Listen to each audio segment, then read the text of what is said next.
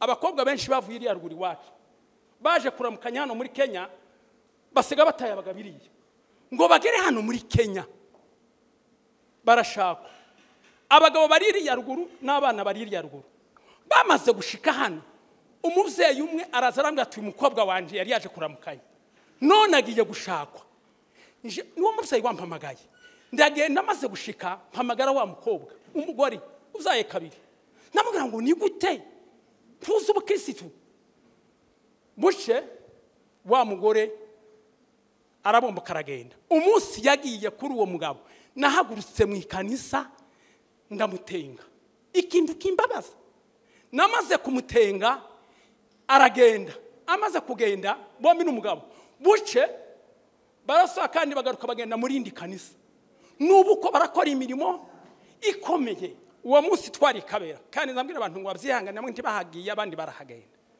abantu baje gupfa hari ijambo Mariyamu yavuze yaravuze ngo abantu barapfuye uwo munsi twari kabera aravuga ngo we munyamahoro nawe muhanda twari twicaranye aravuga ngo ino ntambara mwego muzarangiza ariko wowe murambye muri intambara ntuzarangiza mubaza ijambo ndavuga ngo none kuvuze ngo njewe sinzarangiza abacu barapfa none niki kiri imbere tukabaza ngo ese nukubera iki ico gipagani kiri mu ikanisa kandi nukubera iki ico gipagani gikorerwa mu ngo zacu kikabaho ni hehe mwasomye Bibiliya itwemerera gushamburiye nihe mwasomye urugo rwubatswe no gushamburiye ingo zose zasambuwe no gushamburiye kandi akaba amateka y'abapfurero tukabaza ngo ese ubu twahuye n'abakozi bakuru babaye aho bashamburiya kandi mukaba mugiye gusaza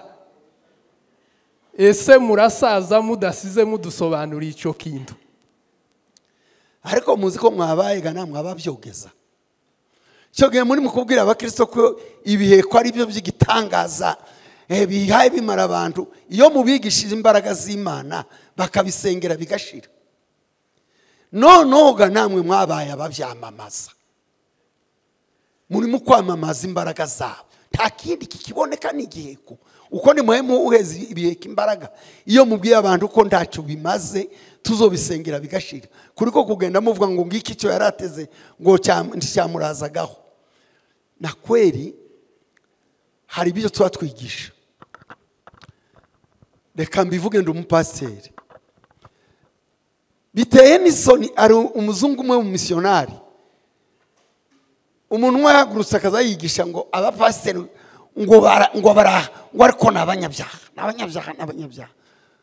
ngo asohoke wa missionari aramutenga aramubwira ngo se kuriya gasuriya yabuze pasiteri giti mutagiye kumuhonya kuriya wasebeje umurimo wose gakura guhita ngo n'abanyabyaha taba pasiteri b'abanyabyaha haba umunyabyaha wananiwe n'ubupasiteri uzogenda umuhonya ariko ureke kwa mukuba ibintu byose mbigereranyije n'ibyo byo guma gutangaza uburozi reka banze nshimire ku nyigisho twigishijwe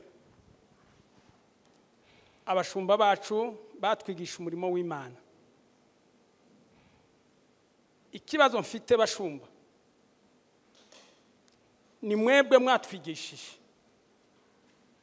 nubwo mpagaze ahangaha nigishijwe nande na Revera Gaparasi na Seretanda Bitebetebe na Seretanda Rubogora turi kumwe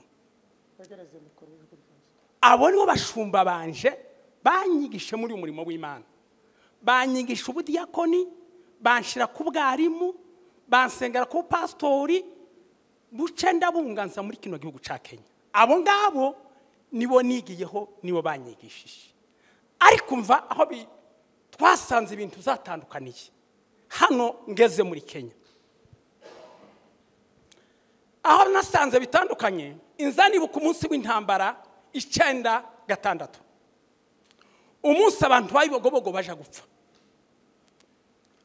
bagiye gupfa uwo munsi twari kabera kandi nzambwira abantu ngo babyihangane namwe ntibahagiye abandi barahagenda abantu baje gupfa hari ijambo Mariyamu yavuze yaravuze ngo abantu barapfuye uwo munsi twari kabera aravuga ngo we munyamahoro nawe muhanda twari twicaranye, aravuga ngo ino ntambara mwego muzarangiza, ariko wowe murambye muri iyi ntambara ntuzarangiza.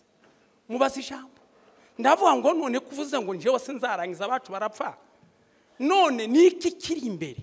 Aravuga ngo muzagenda mu bihugu, ngo ariko ikintu mbabwiye nk'abashumba b'Imana muzazirikana ni ikintu cy'indoha. Iriya mu bihugu mugiyemo hazaba intambara y'indoha. Impamvu nshaka kubivuga n'ubu ngubu dufite iyo ntambara, hari umushumba wavuze hano muri Kenya, kandi njashira Imana ndi kumwe na mukuru wanje ahangaha, aranze ukuri kwanje kose, nibo bandese. Hari umushumba hano muri Kenya aha mvuga, yaravuze ngo ijambo rya mbere ngo mugende, ariko ndashima Imana kari wewe Seretande Bitebe turi hano. Aravuga ngo ndababwira ngo mwebwe bo buzuzana amajambo ya Revera Bitebe, ubona umushumba kandi mvuzeho ndi imbere yanyu n'imbere y'Imana. Amajambo ya Revera Seretande Bitebe n'amajambo y'abakajabika, ayo majambo wowe murambye uzumenya kuko tugeze mu kindi kinyejana, tukazo tuzanira ayo majambo. Ibindi ko mvuga yabivugiye mu giterana apana aho hantu. Arangize hano hariho abakirisitu, abakobwa benshi bavuye iriya ruguru iwacu baje kuramukanya hano muri Kenya, basiga bataye abagabiriye ngo bagere hano muri Kenya. Barashaka abagabo bari iriya ruguru n'abana bari iriya ruguru. Bamaze gushika hano, umuvyeyi umwe araza arambwira ati umukobwa wanje yari yaje kuramukanya, none agiye gushakwa. Niwo muvyeyi wampamagaye, ndagenda maze gushika mpamagara wa mukobwa, umugore uzaye kabiri. Namubwira ngo ni gute tuzi ubukirisitu? Buce wa mugore arabomba karagenda. Umunsi yagiye kuri uwo mugabo, nahagurutse mu ikanisa ndamutenga. Ikintu kimbabaza, namaze kumutenga aragenda. Amaze kugenda bombi n'umugabo, buce barasaba kandi bagaruka bagenda muri indi kanisa. Nubu ko barakora imirimo ikomeye. Mwategereye ibi mbabwira n'ukuri, wategereye karakora imirimo ikomeye, kugeza aho nagiye nkabwirwa mushumba nkamubwira ngo kuki aba bantu namutenziriye iwacu ariko hano kuramukoresha nibitewe niki. Arambwira ngo amahubiri ya Methodiste ugenda uyareke, ayo wigishwe n'abagaparasi n'aba Mariamu no mu ibogo bagugenda uyareke. Ubu turi mu kindi kinyejana, none kanimwe bashumba ikanisa tuyoboye sabashumba bose muri Kenya. Bene data, sabashumba bose muri Kenya, ariko nk'icumi yonyine ryasabaga biriya n'urivuga. Ndewundi noneho uko umuntu yatekereje niko azavuga, kuko azavuga nyine ngo ibiri mu gituza byo byasohoka ku kanwa. No gusiguza jambo umwigisha wa kabiri yavuze hejuru y'uno musaza wagiye impaka n'abasore. Aravuga ngo uno musaza sinamenye bantumvise neza, uno musaza yaramubwiye ngo uratsinzwe, mwa basore muratsinze. Avuga ni ipane cyo muri Timotheo, kuko igihe cy'imperuka ngo abantu bazigisha inyigisho ngo zihwanye n'irari ryabo. Kagira ngo naje zampasoma, kagira ngo inyigisho zihwanye n'irari ryabo no mu buryo nyirabwizera idatunganye ya gipagani. None ahantu sabye kuko hansobanura neza kumve neza. Urakoze. sawa arasobanura, araja gusobanura, baraja kugabana amagambo twumve.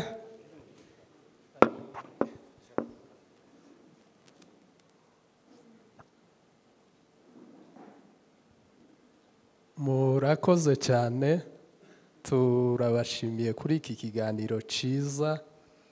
Abantu kuganira ntibafata umwanzuro, ariko kuba mwatekereje ngo ibyo tuganira bifatirwe umwanzuro, turabashimiye. Imana ibahe umugisha.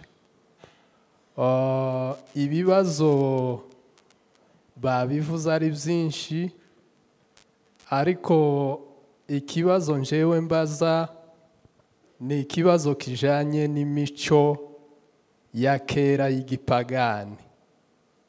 Twebwe tuzatwumva ko basogokuru bari imandwa, baterekeraga, baraguraga bakoresheje inzuzi n'ibindi. Hanyuma tukaba twari duturanye n'ababembe n'abapfurero. Igipagani cy'ababembe n'abapfurero cyari igipagani cyo gushamburiya, nico gipagani bakoreshaga kigasenya ingo zabo, kigahohotera ababyeyi ndetse kikica n'ababyeyi. Ngo buci ico gipagani turetse igipagani cyacu dukurura cya gipagani cy'abapfurero n'ababembe, tubona amateka yo gushamburiya yaratwiciye abantu muri Byura, atwicira abantu mu Minembwe, asenya ingo, abana birukanywe n'ababyeyi. Ni ukuvuga ngo ababyeyi birukanywe n'abana babo. Tukabaza ngo ese ni ukubera iki icyo gipagani kiri mu ikanisa, kandi ni ukubera iki icyo gipagani gikorerwa mu ngo zacu kikabaho? Ni hehe mwasomye Bibiliya itwemerera gushamburiya? Ni he mwasomye urugo rwubatswe no gushamburiya? Ingo zose zasambuwe no gushamburiya, kandi akaba amateka y'abapfurero. Tukabaza ngo ese ubu twahuye n'abakozi bakuru babaye aho bashamburiya, kandi mukaba mugiye gusaza. Ese murasaza mudasize mudusobanuriye icyo kintu? Murakoze. Icyo ni cyo kibazo cyanje. Murakoze. Twigishe abashitsi bacu, Imana ibahereze umugisha. Jewe mfite ikibazo nkeneye kubaza. Batwigishije ngo tugomba kuvuga ukuri, tugasenga cyane, kandi by'ukuri tuzadusenga. Ariko ugiye kureba kuva na ruguru tugituye iriya ruguru, ibintu byose byafiriye mu rusengero, kandi nyine ariho hari hakwiriye kuba icyitegererezo cy'umurongo. Intambara nyinshi ni mu rusengero, kandi ari twe twari dusenga. Kutavuga ukuri bikorerwa mu rusengero. Rero njewe nkabaza ngo ese ukuri tuzakubona gute? Kandi twari twiyita ngo turi abanyakuri mu rusengero. Ikibazo cyanje kikabaza ngo ese ukuri tuzakubona gute? Ijambo rya kabiri, gusenga ko turasenga, twatangiriye ruguru tuzadusenga. None hano inyigisho zavuze ngo dusenge cyane. Ese gusenga cyane ni gute? Ngivyo ibibazo byanje. Murakoze. Murakoze. Ko barandika basubiza, twumve Revera Muramza. Ijambo rya mbere ndabanza nshimire. Sawa, asante sana. Murakoze. Ijambo mvuga, hari umugabo uri komojeho ryo kuvuga yuko ngo abayobozi ni nk'abapasiteri. Abayobozi nibo badindije ibintu mu ikanisa. Aho naje mpabona. Hari umugabo umwe yagize amakimbirane n'ikanisa rye, ndagenda ndamuhonya. Mwereka ukuri. Aranga ngo ese ndi umupasiteri. Arinda uwundi uzoza kubakiza, abakiza nka kwa kundi, kuko hariho umugabo umwe twari twabiganiriye amukiza nka kwa kundi navugaga. Ijambo rya mbere nkuko babishopa bavuze, uruhande rumwe turibana rero inararibonye. Twabonye byinshi. Twabaga muri sepake iwacu ni mu Rurambo. Ruhigita mwazaga mumva yabugiyeho njewe ndi umusore w'imyaka 20 muri 59. Kandi yari umugabo. Yagura umugabo yahuye n'ikibazo kimwe, bapfuye n'abanyamurenge, nibyo biramuza mwumva by'abakadeze, bamwe ntibabizi bapfuye guhorera. Ariko yari umukristo. Yari umukristo wari wuzuye umwuka wera. Ngo aza no kurangiza asigaciye urubanza. Abanyamurenge baranga murabizi. Aho ahacu abanyamurenge rero ngiye kuvuga na hano aho tugereye hano. Uko nazaga mbibona njewe kaho inararibonye. Umukristo cyangwa umwarimu yavaga ahantu wavuye mu Minembwe yaje iwacu mu Rurambo muri sepake, itegeko ry'ikanisa riro rya Ruhigita, atazanye ikibari ndimwamwakiraga. yaba umukirisitu gusa yaba umukozi yagiraga umwaka atarakirwa. Ariko hano rero icisha ibintu ni mu bapasiteri, arakorogana n'uwundi, amakimbirane yamaho iziri hamwe nizo zikubitana amahembe, akirukanka akava muri iri kanisa akaja muri iriya, uriya akamwakira, uriya yasanze n'uriya wavuweho basebanyije ngo nibasabane, ntiyamwasa ikibari kandi ntanasabye ati reka nzoza kubakiza n'uwanyu aho avuye. Ibyo ntibazabiga, abo ni abapasiteri. Aho uyu muntu watukanye muhaye muvuga yatubabaje njyewe natonekaye, kandi Sawuli Imana yaramubwiye ati itorero, igihe cy'itorero ariko arihiga ati urandenganyiriza iki umuntu watusaba aba bagabo? Jewe kurya bavuze ngo ikibicobo cy'ahandi hani wacu Nairobi aho turabashitsi baje bari abagabo. Uwo muntu kandi umve ko yaravuze ngo umupasiteri ni umukristo ahari, ariko pasiteri wabo aramwubika hinda, irakamwubika hinda nawe azabikora. Aho simvuga ahindowaho ibyo ngibyo si byanze byo gukurikirana n'ibyo byo gushamburiye, ariko umuco w'abakristo n'ahantu muhagararira n'ukwaka ikibari n'inkorogana n'imva mu ishanisa banaka ikibari. Ese wakoroganye na naka impamvu niki? Hari hamwe mwaze muvuga ba munsi nubwo mutarigeze ijambo ry'abana, abana bari kurebera ku bavyeyi babo, muri mu guseka ngo bambaye nabi, ngo bagize gute, ngo bisize ibiki. Ico ni ikibazo ku bana n'abagabo b'abapasiteri bari hejuru ku rwego rwo hejuru, bariko barakora ayo manyanga yo kwakira umuntu wakoroganye n'uwundi ntibabakize, ntibarakiza. Ntaho ndabibona. Hari ahandi hamwe ijambo bari mu gukora kaho ku abayobozi bagakingira ikibaba, umuntu akaza umwana w'umuhungu sinararibonye, noneho bari abagabo bafite uburambe mu kazi. Ijambo rya kabiri ni abanyabwenge, ijambo rya kabiri ni abasaza. Ayo ni amajambo atatu bafize. Ariko hano hari mugo harukuru agahungu akamaja hejuru agatambuka babishopo bahari abari ririya zina barimo iwe akaja hejuru. Bwacigiye turi mu makutano nkumva abapasiteri ngo naka uwo n'umwana bazi taho yigiye, tabakristo afite abantu 200 uko kandi abantu humva ko bamushigikiye, ariko yaba bamwihoreraga abayitonda ntiyishungereze. Ndarangije. Murakoze cyane, nari ntekereje gutya. Yesu ahimbazwe. Ndashimira abashitsi bacu baduteranije umunsi wa none ku magambo meza batubwiye. N'ijambo ry'Imana riravuga ngo twigane ingeso z'abakera kandi ngo tugende nkabo. Nanezerewe cyane ko abakozi b'Imana ni kwa kuri bavuze ngo tukugumemo. Ariko nanje mu myaka maze kumara mu bukirisitu n'iminsi ngenda ndeba, mureke mbabwire icishe ubukirisitu bwacu no kutizerana.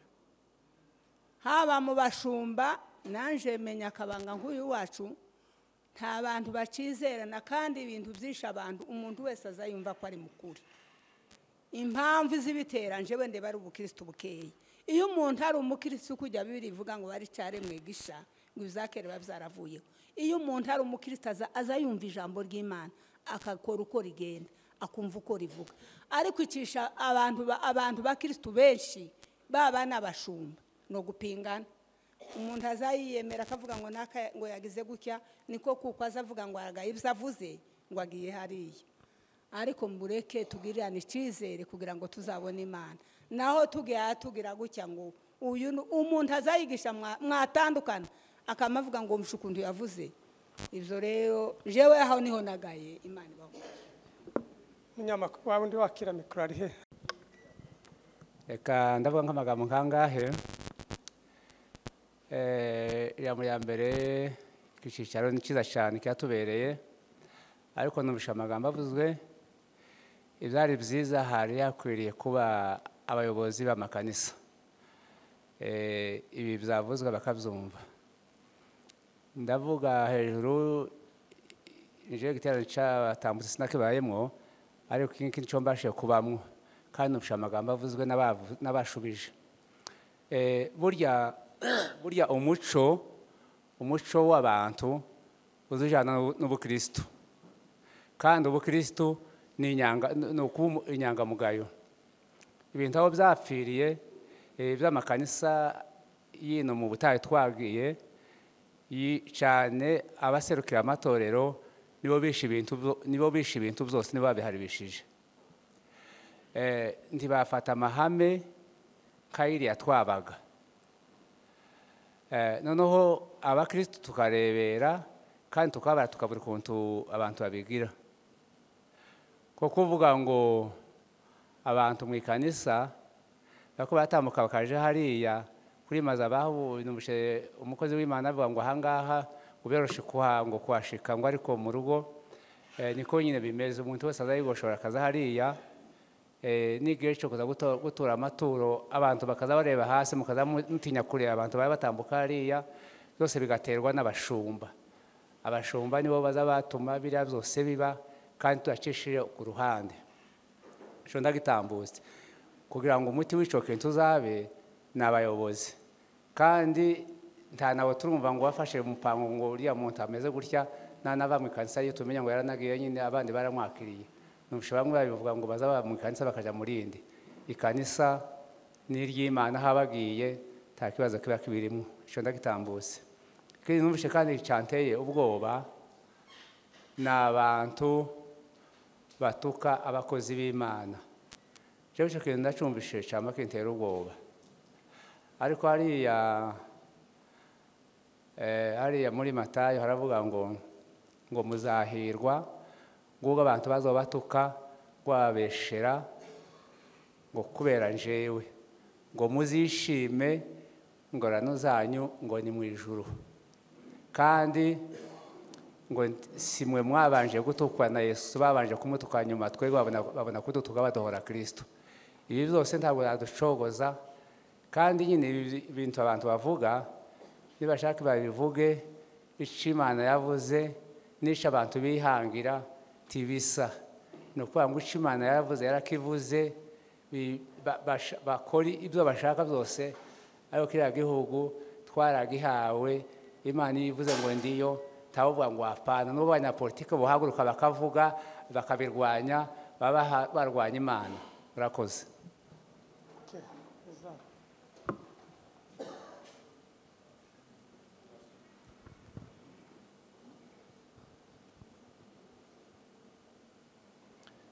Murakoze kumpa naje umwanya. Jewe mfite ibibazo bibiri. Ikibazo cya mbere kigendanye n'ubundi n'ibyo mwavuze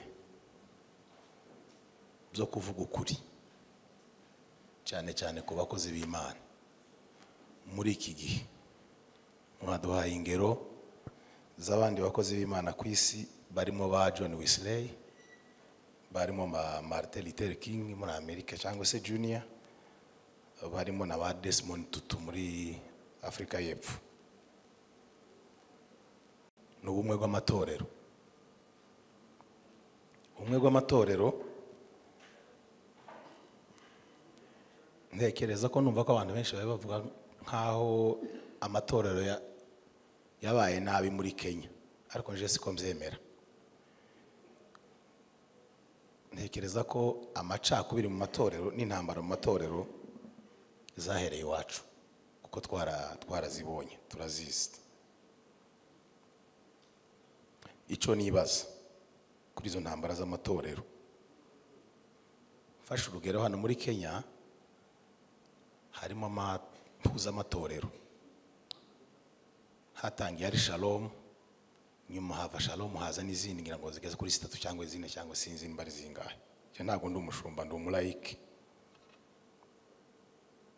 Kibaza ngo ese birashoboka ko ayo matorero nayo mashira hamwe mpuzamatorero hashyirwaho umurongo bahuriyeho bose mu myizerere no mu myemerere, akubahirizwa n'ayo mashirahamwe? Dore ko bamwe bari muri aya ngaya, abandi bari muri aya, abandi bari muri aya. Birashoboka ko hashirwaho amahame cyangwa se imirongo ngenderwaho ikubahirizwa n'ayo mashirahamwe yose atandukanye? Murakoze. Ndumva ngwino ko aba bashitsi batwigishije ijambo ry'Imana kandi batwigishije ijambo ry'Imana ryiza, ariko hari aho numvishe mu mutima wanjye mu gitaramo cya mbere babanje kuza hano, sinari mpari sinahabaye, ariko mbayeho none. Ariko hari ahantu numvishije abantu bahaye bavuga, ariko nkabona bizaba ingorane.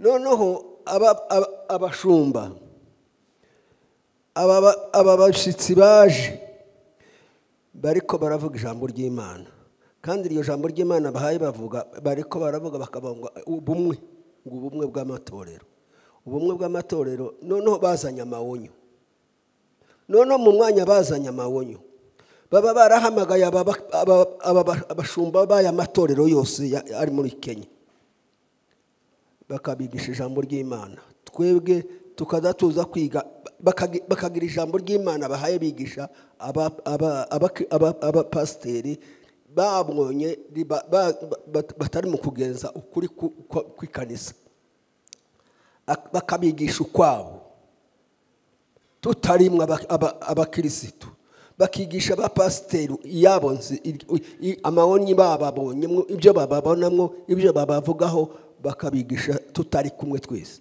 Ariko uku nguku abantu bahaye bahaguruka ngo rega ngo n'abapasiteri ngo bagize gutya, ibyo ni nko gushaka gusambura ikanisa. Ariko ukuri kwari kuriho, nimba ari amawoni bari babonye, bari bakwiriye guhamagara abapasiteri bose bakabakoranya, bakabateranya, bakavuga bati iri jambo Imana yaratubwiye ngo iri jambo muzamukora iri ngiri. Noneho hari uva mu ikanisa akaja mu rindi, hakava mu rindi akaja mu rindi, bagize impamvu. Iyo yagize impamvu, kwa wundi yasanze akwiriye kubanza gukurikirana wa mukristo akamubaza icyatumye ava mu ikanisa, yamara kukimenya cyaba ari icyaha cyamukuyemo cyangwa ari umugayo yagaye, nanone bakabivuga. Ariko njyewe aho nabonye hatanejeje nuko baduteranije abakirisitu n'abapasiteri.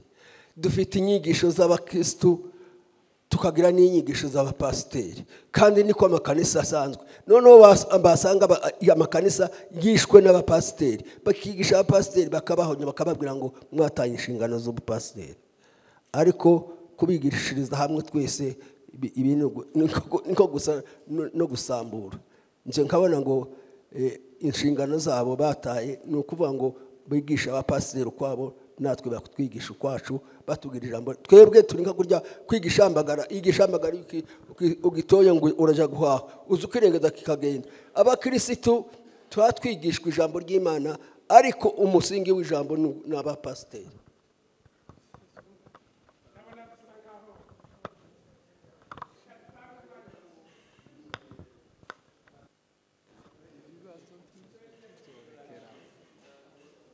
Yavuze byumvikana nuko bizana ibibazo. Iyo abantu batabaje burya ntibawumvishije. Turabashimiye kuri ibyo ngibyo. Byenda ntidusubiza byose nk'uko mubyifuza, ariko reka mbanze mvuge ku iwe si ikibazo, ni impanuro duhaye muzerameke ngo tuba twarahamagaye abapasiteri ukwabo n'abakristo ukwabo kuzanywe n'imyumvire mwumvishije. Ariko ndagira ngo ibyo twavuze, intego yacu kwari kubabwira inshingano y'abantu b'Imana. Twari twavuze ikanisa ryose muri rusange, ntitwari kuvuga ngo iyo tumenya ko hari ukunyuranya n'ibyo mudahuje, byenda tuba twaragiye tubigabura. Ariko twe kuko twigishaga ikanisa ryose rusange uko mukwiye kwitwara, icyo gituma twababwiriye hamwe. Ariko rero ibibazo biri muri mwe, turatanga rekomandasiyo, turusha twatanze izacu mpanuro, ariko hano hari abapasiteri bafitiye kima, nta nicyo tubifuriza. Murebe komite yanyu ibahuza, muzoaranje ibyo bibazo byose uko bimeze, mugende mubishyira kimwe cyo kwigirwa aha ikindi cyo kwigirwa aha ndango ni nawo mwanzuro dufata ko turashaka ngo mugire inteko mugire izina ryaho ibibazo bizoza byigirwa nuko bizoza bihonywa ariko twe twari twababwiriye hamwe mbo ndasubiza kuri bimwe wacu nabaraza gusubiza kuri ni byinshi kuvuga reka mvuge ibi bantu bavuze kutavuga ni ugutinya ni ukugira gute ni ukubogama ni ibiki kuvuga dukwiye kuvugwa igisubizo mwibuka igihe cya Moridekayi na Esiteri mu gihugu cy'ubunyagano Moridekayi yaje kumubwira ko akwiriye kuvuga wababanza kubitinya ati sinogenda ibwami ndahamagawe ariko mwibuka ijambo yamubwiye yaramubwiye ngo wibuke aho uri ahari icyatumye Imana igutoranya kuza kuba umwamikazi kwari ukugira ngo ugire icyo uvuga mu gihe ngiki kandi nuvuga ni sawa ubaye utanavuze Imana izitoranyiriza abavuga kandi izakezamo Abisirayeli iciye mu bundi buryo ariko wowe n'inzu ya so muzoganya umuzoba uko Imana yagaye guceceka naba mwabyumvise neza cyo ni igibazo ni igisubizo mvuze dukwiye kuvuga ahari igituma uri mu itorero none ni ukugira ngo uvugire itorero utavuze niko bamwe bazavuga ngo aricecekera guceceka ndamana bigira uvuga ukuri uzi kuko ari ukw'Imana tuvuga ibitakwerekeye ariko ukuri n'abari ukw'Imana gukwiriye kuvugwa icyo kivuyeho ndaje kuki ndoha bene data nubwo twogira ubu abantu barimo kwigisha uko babonye ndabona ni hariya nabivuze numvishe umuntu umwe muri two ni n'umuhungu wacu yagiye gutanga ushuda ku muntu wapfuye azungu ngo nizo baza batangamwe ameza icyo ni ikinyoma ni ikinyoma ndazoga zitangwamo ameza ikinyoma ndaho byabaye muze muvuga amagambo muzi uko muzanye inyigisho muzoza mubesha abantu tugira missionari wacu niwe wabaye icyomonga niriya muri Kongo witwa Beta abantu benshi baramuzi umuhungu we mukuru ngo ni David yaragiye ise yari umukuru w'uhanagarakiye ba Methodiste ku isi aje akakunda kugendera mu gihugu cy'Abahindi wa muhungu we ashimana n'umukobwa w'umuhindi ise aramubwira ati nyamara aba bantu ntibamenyera ijambo ry'Imana nubwo bemeye ubu baza bahindagurika washatse umuntu w'iwacu z'umuco wawe umwana aranga icyo umuntu yakunze ndaza kireka ashaka uwo mukobwa ngo we bakigira kangahe wa mukobwa aricikira aragenda icyo ngiye kuvuga injiri ni injiri muri gushaka kubwira abantu ngo Iburaya ngo habaye teoloji ngo yo kwiga yo kugira gute n'ubu uwo muhungu we ngo ni David ise ndiyamuhanguye gushaka agiye gusaza adashatse bakomeje ijambo ry'Imana Bibiliya n'iryo jambo ry'Imana ibindi muri mu kugendamo ngo Iburaya niko bagira nukubeshye ko murankurikira neza nukubeshye indowa ni indowa siko turi mu kurahiriza abantu mpagaze nk'umwungeri w'ibya Kristo abaye umugabo n'umugore icy'Imana ihuje umuntu ntakagitandukanye aho tuze tuvuge ngo hari ukuntu ngo badekarare divorce n'ibindi ntitwishuke ibintu tuzobisanga imbere bidukoze isoni ndeka mbwira abapasiteri rero ndaza ko kivuga ndavuga uburyo bwo kwakira abantu reka mbanze ngende inje no ku kintu cyo gushamburiye ni muruzi ibintu bo byose niko bibiri tubwira izivuga ngo mwakira ubuhanuzi n'ibindi ariko mwicare hasi mugenzure igisa n'ikibi mukireke icyubaka cyubake mundegere neza si igitangaza umuntu yobona ibiheko si igitangaza twabaye mu gushamburiya kwa mbere inganje noshobora kubabwira nabonye bashamburiye ibiheko nanje ndemera ngo iki ni igiheko nabonye kandi aho babeshya bacira abantu inzu bazana ibintu bitari ibiheko murabyumvishe neza aho gahageze aho hasigaye akazi kacu twebwe nk'abakozi kureba uko tujere iyo situation eske uwo muco woba mu itorero cyangwa uwo muco wova mu itorero tukawanga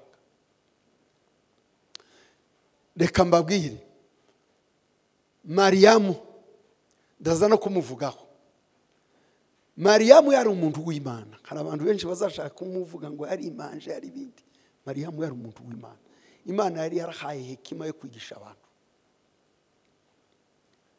yagize inyigisho hejuru yo gushamburiye rero ndaraje ku bya Mariyamu tukiri inganje byicariye abungere twari dusigaye inganje turavuga ngo ibi bintu birasambuye ibintu byo kwicara ngo twakuye igiheko ndavuga umugani simvuga abantu abari bo nabandi muzi umwe bazanye ibiheko barabituzanira bazaniye agahembe ngo niko bazabakugiramo abazimu bazana gakoni ngo niko bazakubita hasi bahamura bazana n'ibindi abagabo bari muri izo nzu baratubwira bati ihembe turaruzi ni ihembe ry'inzovu nakayishejo bundi turaribika ntiwumvishije ko muranuva neza ndiwumva ko uwo muntu yabeshya Imana ngo niyimubwiye ukwabwiye abantu yuko isi ukuvuga ko Imana ibeshya arangana utwo dukoni byose bene nyina two baratumenya icyo ginganje turavuga ngo no tibigasuye kumvikana tugiri ko ijambo ry'Imana rizatubwira ntizivuga ngo tugire intwaro z'iburyo n'iz'ibumoso duhirika tukubika ibihome siko tuvuga haho twaravuze twabazoza babibona nibagende baze basenga Imana bishira imbaraga tubivumaho biri biveho bipfiriyo ariko ngo iki ngiki ngo yaragiteze nyanaka iki ngiki ngo hari umukobwa yaragiye ageneye kwica ikanisa ry'Imana ryoja muri ibyo kandi reka abungeri muze mureka abantu batubwire muze mureka abantu batubwire ibintu byinshi nitwe banyira bayizana hazaba nuba ahantu hamwe bavuga ngo hari abashitsi ngo kandi ngo abashitsi bazakora amaitage umuntu ushaka kubashaka ngabariye abo bantu abarwayi n'abandi bakagendayo nibo baza kubwirwa ngo warozwe n'uyu muze mukora ikintu cyose mugagaciro navuze ngo ese muzaho muri bo Pawulo mu rwandiko rw'Abakorinto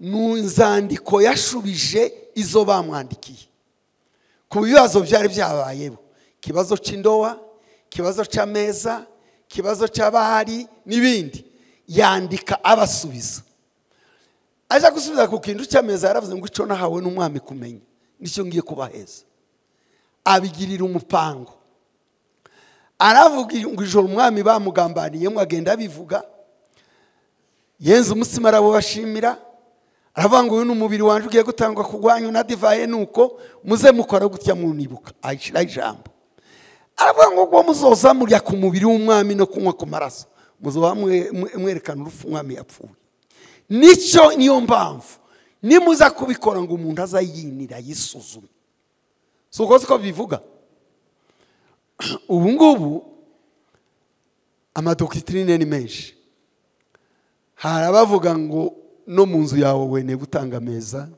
ibindi ngo ese kera siko babigiraga n'ibindi bindi. Ariko icyo nagiye kuvuga kuri ibyo nuko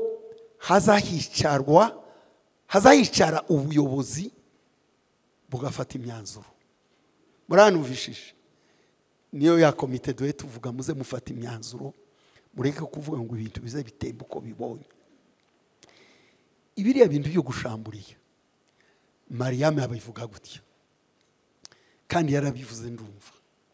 Yigeze kubitwigisha aravuga ngo ese nanje ndemeye ibiheko birahaba. Ariko muzi ko mwabaye ga namwe ababyogeza. Cyo gihe muri mukubwira abakristo ko ibiheko ari byo by'igitangaza bihaye bimara abantu, iyo mubigishije imbaraga z'Imana bakabisengera bigashira. Noneho ga namwe mwabaye ababyamamaza, muri mu kwamamaza imbaraga zabo. Nta kindi kikiboneka n'igiheko.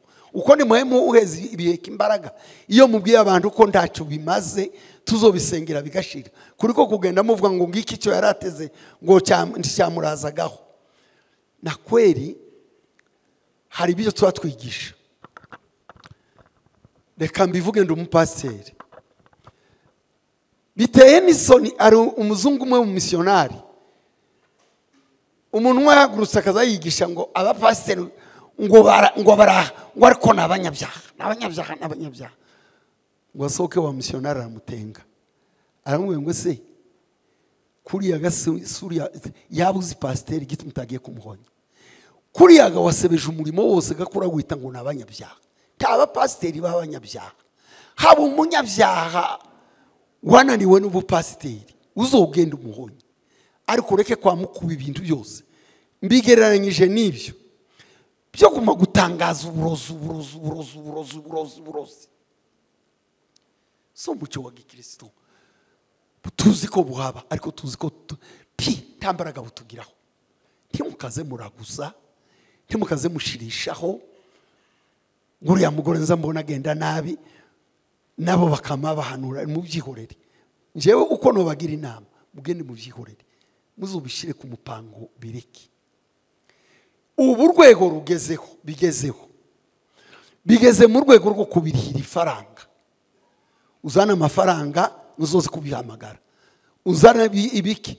Najeje nyine igihe kimwe narwaza umugore wanje ararwara, aza mu Rwanda kwifuza ngo agerayo araremba, ngo bushe baramubwira ngo igiheko ngo kiri muri Kongo, ngo none bazotanga ifaranga ngo baze kugihamagara. Barampamagara ngo nzotanga ifaranga n'abarezari dolari zingahe, ngo uwo muntu azagende kuja muri Kongo kugihamagara. Ndabihorera. Imbaraga z'Imana n'umurimo w'Imana kwiye gutambirwa ibyo ngibyo. Uwo nawo ndavuze si umuco wa Gikristo. Tuba tuvuga gutyo baratwumva abayumbe ndabizi ngo kuriya nabo babamo. Kuriya babamo. Ngo savuze ngo ibiheko si icyaha, ni icyaha. Ariko si uko kiza gikorwa. Jewe aramigisha Imana yigeze kunigisha n'ukuri, reka mvuge gutyo. Haba nibi ngibi uzubona umuntu azarwara ibyo yabwiwe n'Imana, yarara ku nzozi bwaca akamakoranya abantu muze mbabwire. Imana nje yigeze kubimbwira kera kiri muto nanje njerekwa. Iravuga ngo se umuntu yo kwizera umugabo w'imvuga busa, ubwira akajambo ndakaraze munda bwaca kera ngo bu uzugira ngo ivy'Imana ikwereka byose bayakubwiye ngo uje kubivuga. Uri mu mucyo ndidoye tubona ko aya matara yaga umwuka tubamo ntitubona urwobo n'icyaha n'ikindi. Nimuze mbabwire, nabonye abagore bamwameze kunuko nguko, nabonye nibi ibyishimana ikubwira ni kubwawe. Umugabo utagira ibanga uwo tumuheze intebe mu kanisa. Reka ndiyute naza kumara isaha.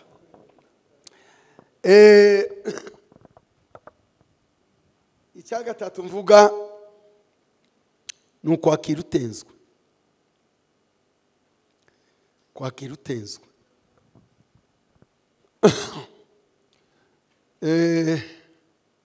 Si byiza. Nubwo hari bishikanisa. Ubonye yuko yanazize n'ubusa. Aho kuvuga ngo aguhungiyeho nawe uramubwire ngo ngwino nkwijanire. Ubu wasambura. genda uvugane n'umwungeri we mwige cya kintu ciwe mukigorore mwese mwumvikane. Ariko mugiye kuza mugira gutyo uyu azakakira uyu azakira muzaka umazakira ngo se wendi yaraye yakiriye undi niyenda yamwakiriye afite impamvu wewe wakira udafite impamvu icyo gihe ntimwe musambura ikanisa rya Kristo. Bene abo bakristo bahukana bava bakaja aba bakorwaho ngo ndigira mbaye mbona ko banjijije ubusa nuko ngiye gutinda. Hari umwarimu umwe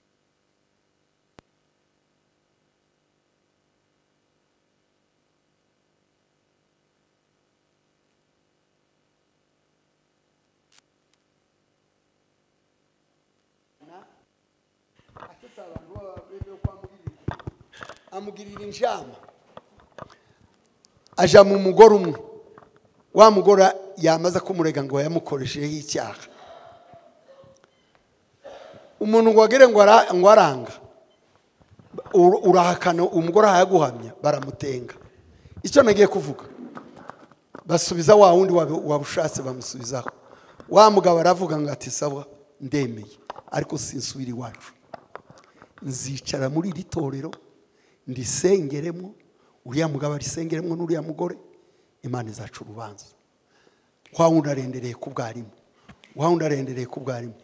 ngo abeke umyaka 2 ishize wa mugore afashwe n'indwara ntaragigira ntararwara ngo aje kugera habi ati nimumpamagarira abantu baraje ati nirisema na rucimba na ikirebo ibinyoma mikingo ikibembe nakiza ariko cyane arirega ngo amare kwirega ahamagaye abapasiteri bati nuko byagenze bagize wa wundi yawe baramutenze bati ngaho subira ku kazi kawe.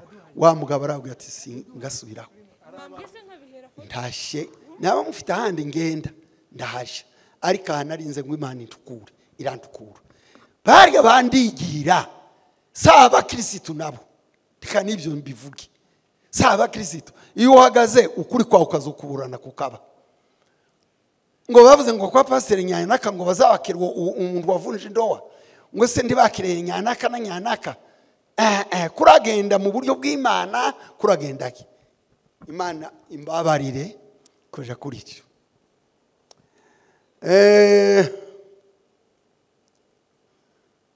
Sinzi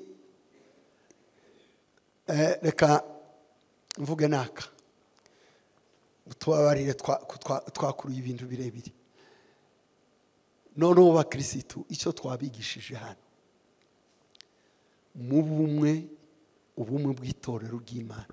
Itorero ry'Imana ni rimwe, itorero ry'Imana ni rimwe. Nibyo mwavuze ngo ese iriya ruguru si yo byanjiye byarahanjiye ariko ni imyumvire yabushanye uko Imana yavuze nuko abantu baza batafisira isi ko byagenze. Ariko icyo mbabwiye n'ubu natwe iriya ruguru ariko twe ndituragera mu bikomeye cyane ibyaha n'ibyaha ibikibushanyije byenda ni gusengana n'ibindi ariko tumaze kubicarira bigeze ku rwego rw'ibyeja kurunduka tubwirana ubushake bw'Imana twerekana Bibiliya. Icyo ndangirijeho mugende mwicare Bibiliya izabayobora muze muvugana byose bizoshira mureke guterana amacumu. Ndabona umwanya twihaye uhaye utambuka ariko ntabwo turi buvuge birebire. Noneho hano nta muntu twaje kwiga ntawe n'umwe. Twebwe twakeneye ngo tubane tuganire turebe icyokorwa nk'abakristo babisobanuye kuko ariyo mpamvu. Ariko ibyigwa ibinengwa ibitagenda birahari. Ni nayo sije yacu hariya iravuga ngo icyo abantu bukora muri iki gihe uruhari rw'itorero. Nagiraga ngo icyo dukora cyane hano ni ugusiga tubasigiye uwo murimo, tubasigiye uwo murimo. Twebwe muri metodiste abantu bazabagumaga kuvuga ibyo bazi, nta kintu kiza gikora abapasiteri kitarimwe abarayike, ntacyo tugira na kimwe nguriya murambya. Ni ukuvuga ko iyo tuje gukora ikintu ngo cyemerwe, abapasiteri 5, abarayike 5, icyo kintu kikemerwa kuko nibo bagira ijwi ry'ikanisa 100%. None rero icyatuzanye kinini ni ukubagira inama ngo dufatikanye niha n'ahandi tuzorora, tugende tubwira abakristo ko bagomba kwicara hasi bagakorera hamwe bakumvikana. Icyo navuze ngo singenda muri detayi, ibintu mwagiye mubaza turagenda tubivugaho bukeya nsindinda. Hari uwabajije ngo ese ngo niki gituma abantu batavuga ukuri? Gituma abantu batavuga ukuri, cya mbere n'ubwoba, icya kabiri ni inyungu, si uko batakuze. Icyo ni ikintu kimwe kiri imbere y'abantu. Ewe data murayizi, muri abanyamurenge, igituma abantu batavuga ukuri ibyinshi, ariko ntabwo tugiye mu makomantere. Icya kabiri, hari uwabajije ngo ese ibitagenda niki gituma abantu babirekera mu makanisa? Nuko tutwari tutaraje inama. Ubu nitumara kuja inama mukicara hasi, muzaza muvuga ngo mugere ikintu mugihuze na Bibiliya, mugishigikire cyangwa mukigaye. Cyari kibuze ni icyicaro, nicyo twaje kubatiza umurindi ngo nimugire icyicaro, nta kintu muzakora mudafite icyicaro. Hari uwabajije icya gatatu ngo ese izi ntambara dufite ko abantu batumviye rwoba rugifitemo uruhari rw'izi ntambara gukomeza kudukurikirana? Yego, njyewe ndabishigikiye, kandi nitutubaha Imana ngo tugendere ku murongo w'Imana, iyi izoshira hazi yindi. Nushaka kubyandike, iyi izoshira hazi yindi. Buri gihe Imana yabwiye Ezekiyeli ngo abantu nibatayumvira ngo ishyano rizoza rikurwa n'irindi. Icyo nacyo ndagishubije, ni ukuvuga ko byavuzwe kenshi ngo twubahe Imana, Imana ituyobore, turanga. Ntimuzi urugenzi rw'Abayisiraheli, abantu bari bagiye kwambuka ariko ngo bananirwe kumvira Imana. Rugenzi bari bagenze imyaka 2, bagenda imyaka 38 bazenguruka. Icyo ngishubije gutyo. Hari uwabajije ngo ese ngo kuri tuzakumenya gute? Ukuri nta handi kuri ku mukristo ni muri Bibiliya. Icyo gihe aba bashumba abakozi b'Imana yahamagaye nibamara kwicara bakabitunganya, bazabereka umurongo wa Bibiliya, baza bababwira ngo iki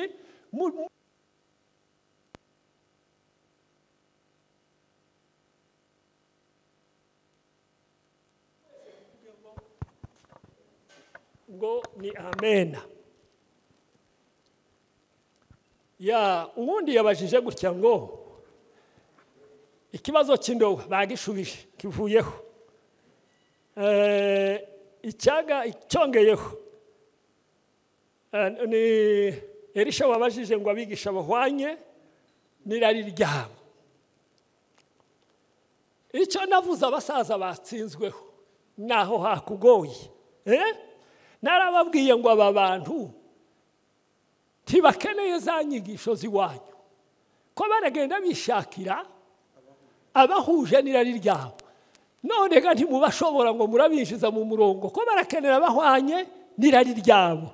Niko gutsinda navuze ngo barabatsinze. Urahumvise ariko suko nabashimye, nuko narangiye babasaza umurongo abo bantu bafite. Urahumvise ariko aho tugende kuwabajije igipagani na za kirazira n'umuco. Abantu bajya babyitiranya. Hari igihe ababembe bigeze kutubwira ngo ibintu byose umuco wacu wose ngo ni icyaha. Nicyo gihe bajyaga baturisha inkoko, naho tuziririye bakazitwima ntibaba bakizituzimana. Ariko yari kondisiyo kubatizwa mupaka ngo urye inkoko, aho tumaze kuzirira zirabura. Biriya kurya inkoko tivyari mu murongo w'ubukristo. Ariko umuco ni imirimo myiza n'indangagaciro, ariko harimo za kirazira, reka tuzivuge nazo. Imico y'abanyamurenge nko gucura, umugore wasizwe n'umuvandimwe, iyo ngiyo ni kirazira, Bibiliya irayibuza, n'ibindi bisa n'ibyo. Ubwo rero Bibiliya yatweretse umucyo iwutandukanya na kirazira. Kirazira ishingiye ku byaha, ku byo Bibiliya ibuza. Reka dusubize iki kindi. Abapasiteri ngo bajya kuzana abakristo b'abandi ntawakibajije, akibajije mu kuri guhari. Tukavuga hano ngo dukennye amazi, twicaye muno, nimubwire abantu bajya kuzana amazi, ukaza ugenda ukazanayo twavumye hariya. Ese wagiye kuvoma amazi? Amazi yashitse turayafite muno, akaba ari uzoza uja kuvomamo. Cyangwa bo biremerwa urugo rw'umugabo kuza muja kuvoma mu nzu y'abandi, muza musaba amazi, mwabuze amazi. Ariko nta muntu wemerewe kugira ivomo mu rugo rw'ubundi. Urahagurutse ikanisa rirahari, ese kurya iyo ugiye kuvoma kwa naka uzuvuga ngo Kristo yungutse? Ntabwo yungutse. Ya mazi yarahari, nta kindi kintu twungutse gishya. Abapagani barahari, nibagende baje kuzana abapagani. Nta vomo ryo mu rugo rw'undi, nugutera akavuyo.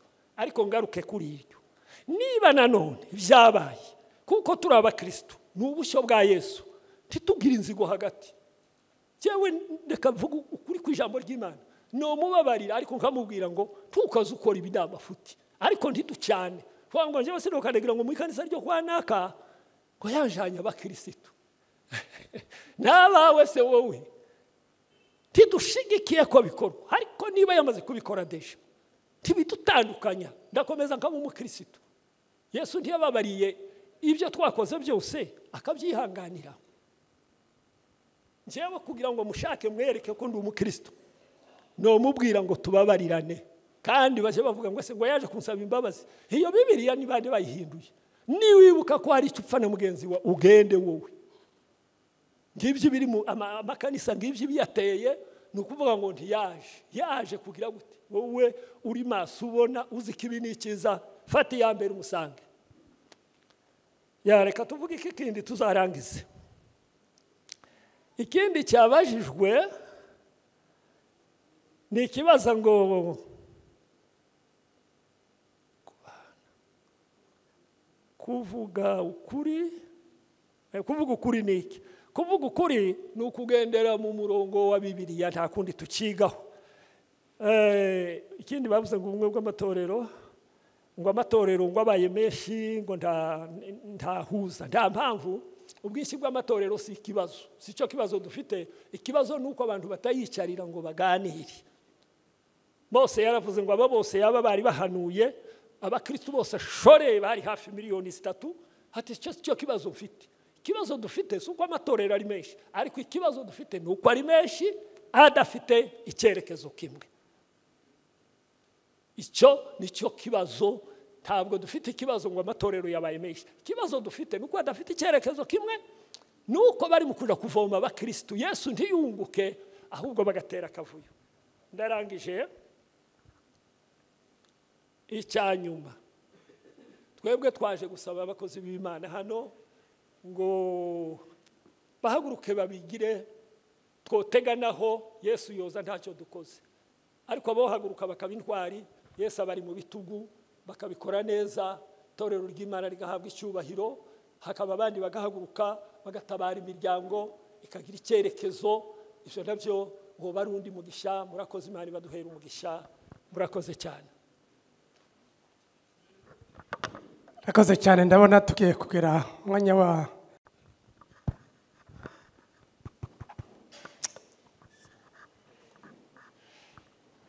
murakoze.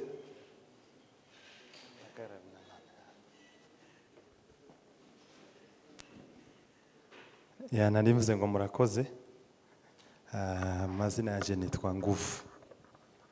Mfite utubazo tugera nko muri 3. Ariko numvishe kimwe basa n'abakibajijeho, nari nagiteguye mu buryo nyine butandukanye n'uburyo bakibajemo, ariko numvise Suretanda asa n'uwagisubijeho. Nari nabajije ngo se izi ntambara ziri kubera iwacu turi kunyuramo, ndavuga ubwoko bw'Abanyamurenge, zitegwa ni igihano Imana yaduhanye cyangwa nimba ari igihano, muraza kutubwira impamvu yotuma ari twe Imana yohana twenyine abandi ntibahane. Icya kabiri, ndabaza uruhare cyangwa se umukoro w'itorero muri zino ntambara ziri kubera iwacu. Uruhare rw'itorero ni uruhe? Ikibazo cya gatatu, hari aho nategereye mu cyumweru gishize mu giterane abashumba bacu barimo bavuga ko twaje ino mu ivugabutumwa kubwiriza amahanga, guhindura amahanga. Ndatekereza ko mumaze gutembera mu bihugu bitari byinshi birimo bene wacu, mubona iryo vugabutumwa ririho rirakogwa koko cyangwa ni probabilite, ni ijambo gusa ryavuzwe riri aho ngaho ritarimo rirakogwa? Akabazo ka nyuma, izi ntambara niki Imana yazivuzeho? N'ubu ngubu niki iriho izivugaho? Kuko hari ubuhanuzi dushobora wenda kuba tutazi cyangwa abantu benshi batazi, ariko twagira ngo mutubwire icyo Imana yari yaravuze kuri izi ntambara, ese zizorangira ryari? Akenshi tugendera ku by'Imana yavuze ko ni nkayo constitution. Arakoze umunyamakuru, ndamushimiye cyane. Ni nka conclusion y'ibyo twavuze.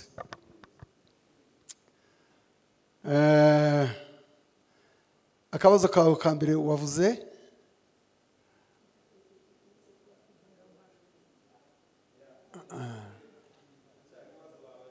ko twoba twarahanwe. Yego, sawa. Tituri Imana ariko tuzi iby'Imana byose byoshika, niko mvuze. Yoduhana kuko Imana yobizana. Impamvu ari aho twasomye wa muzi twari hano mu ngoma z'abami 7:13 haravuga ngo nindamuka yoga n'Imana, nindamuka kinzi ijuru, nindamuka teje indambara, nindamuka igihe kimwe Imana yobizana. Muranumvishije? Tuteriwe kuvuga ngo umuntu yamavuga ngo na hano, icyo gihe Imana yobizana. Hari naho twasomye havuga ngo mwibuke urugenzi rwanyu rw'imyaka miremire, nashatse ko muhura n'ibi byose n'inzara n'ibindi, kugira ngo menye ko mwumva mukurikiza amategeko yanje. Aho hose hatweretse ko Imana yobizana. Suko ibije byose ndikovuga ngo nibihana, birashoboka. Ariko nibihana Imana izibitangiye abantu bitwaye nabi. Ariko ngiye kuvuga ngo ibyo turimo intambara z'iwacu sinzitikiye igihano, simvuze ngo Imana yaradukubise cyangwa yakubise ababembe n'abandi, ariko bimwe Imana irabizana kugira ngo irebe ko tuzobyifatamo.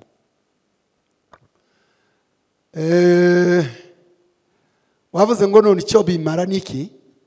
Ikibazo cya kabiri. Oye, icyo Imana ivugaho ni icya nyuma. Sawa. Imana ishimwe. Nicyo gitavuze ngo ni conclusion y'ibyo twavuze. Uruhare rw'itorero ni ukuba mukuri. Uruhare rw'itorero nituba mukuri no gusenga tuzoshobora. Ni ukuba mukuri, rikaguma uko riri, rikagenda uko riri, ntiryigana ibya none, rikaba mukuri.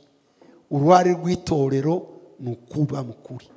Imana yari yarabwiye abisirayeli, irabwira ngo nzohereza marayika wanje abaje imbere agenda biteguriraho muce, muzomwumvire muzomwiteho, kuko nimumubabaza ndazababarira ibyaha byanyu, ariko nimumwumvira mukurikiza amategeko yanje azoba umwanzi w'abanzi banyu, azoba umubisha w'ababisha banyu.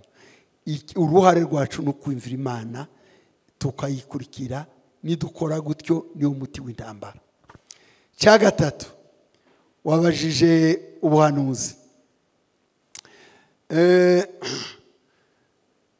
Mu by'ukuri icyo twizeye iryo ni isezerano ryo ntiturihisha. Ahantu henshi twarabivuze, twabonye intumwa n'Imana yarabitubwiye. Isezerano dufite ridakuka kandi twizeye. Ntituzi imyaka bizomara, ntituzi n'umunsi. Hari n'uwo mugabo yabeshye ngo naravuze ngo ni mu kwezi kwa kwanza kwa mbere, yambeshye ntabazi igihe kizoshire. Ariko icyo tuzi, Imana tugira isezerano ko izotugarura mu gihugu. Iyo riranywa rikarisha. Yavuze ngo uwo muntu waje kutubwira, yaravuze ngo nubwo nzobababaza bakagira umwishori bakarira, bakaja mu mahanga bagatatana, ngo ariko nzibuka isezerano n'abasezeranisha bagarure mbajane mu gihugu. Murakoze. Yango nibyo bitatu yabajije. Ramukanya. Ikibazo cyanje kiri hafi gusa n'icyo umuvandimwe avuye kubaza. Ndagaruka kuri ya titiri iri hariya kuri ekara yacu. Iki kibazo nagitekereje mbere yuko abantu batangira kubaza ibibazo. Twarimo tugira none biriya bihe byanditse hariya bitandukanye n'ibi abashumba bakomeje kubaza, kuko numvishe babaza ibihe biri mu ikanisa. Ariko ikibazo cyanje cyari cyo ku bihe biri i Murenge cyangwa se intambara ziri muri Kongo.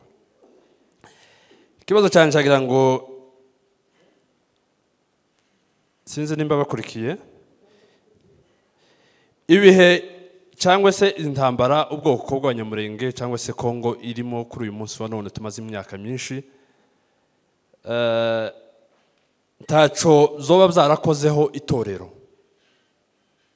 Nimba hari ico byakozeho itorero, niki itorero ryakoze kugira ngo izi ntambara cyangwa se amacakubiri yabaye mu moko y'abakongomani kugira ngo bashe gusubiramo bangane, bamwe bite abandi ko atari abanyagihugu. Ngira ngo mwana bibonye ko no muri Amerika byakomerejeyo byaraye bibaye n'ubundi. Ese niki itorero ryakoze cyangwa se niki itorero riri gukora kugira ngo ribashe guhosha izo ntambara ziri hagati y'amoko, kuko muri aya moko harimo abakristo nabo bategerejwe kungwa. Ikindi wenda gishamikiye kuri ico, abashumba cyangwa se uko twumva amateka cyane cyane abashumba bacu bahoze ari abantu baje hagati ibibazo biri hari haba mu moko haba ndetse no mu bantu bose muri rusange. Ariko kubera ko abatushumba ubundi aribo n'ubundi bahagaze imbere, benshi mu bashumba ntabwo ari bose bahagaze imbere mu gupromotinga cyangwa se mu kuja imbere y'abafite amacakubiri muri bo. Sinzi nimba ikibazo zanjye uzumvikanye. Murakoze. Murakoze, ariko ndango twabisubije. Icyo tuzahaye tujamo, tujamo mu ntambara yo muri Kongo siyo yaduteranyije hano, ndango twabivuze tugitangira. Nejo batavuga ngo barashitse, niko gabaye batwandikira batubeshyira, twagiye kuvuga ngo dutabara iby'intambara n'ibindi. Intambara izizanwa na Satani, ariko Imana yacu izayidukuraho. Twavuze gusa ngo uruhare rwacu nk'abantu b'Imana. Ngurikije n'ikindi yabaje ngo ese ari byo byatwaye itorero. Ndabuvuga bwombi. Icyo cyatwaye itorero, abantu barasenyuwe, barasonza, barangara, bangaye ntibazabura gukora utuntu tutameze neza. Nukuvuga ngo itorero ryarakomeretse. Ndango nabivuze ngo amaguru yakandagiye imigondoro indi irababara. Hari n'umugabo wavuga iriya ruguru hari intambara ruguru iwacu ngo warwanye n'aka na n'aka ngo wapfa ubukirisitu. Ubukirisitu bwo bwagiye bukomereka, ariko ibyo abapasiteri bavuga ngo baraha abandi baraha nimubihorere, umuntu agenda iyari.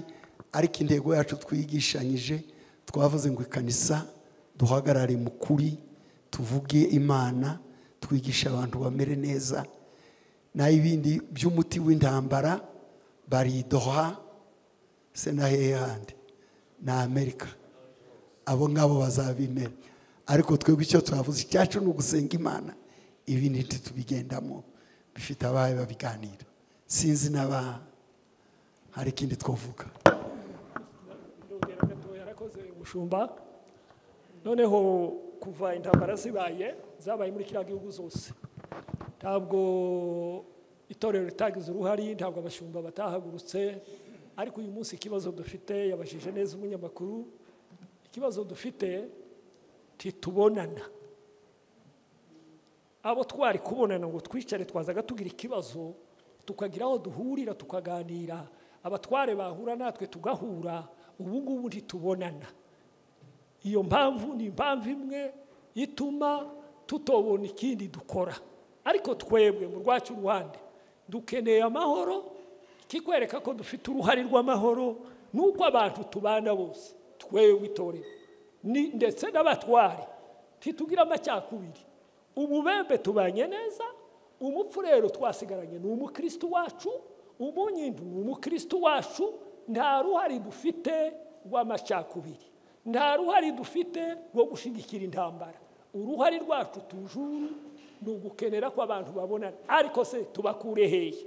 Ariko rero igihe kizagera, hamwe n'ayo masengesho batubwiye dusenga, igihe kizagera tubonane, dukora ibintu by'amareconciliation, dusubire dusabane, duhure.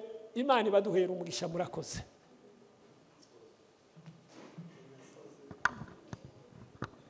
murakoze cyane. Reka twakire umushumba mukuru wa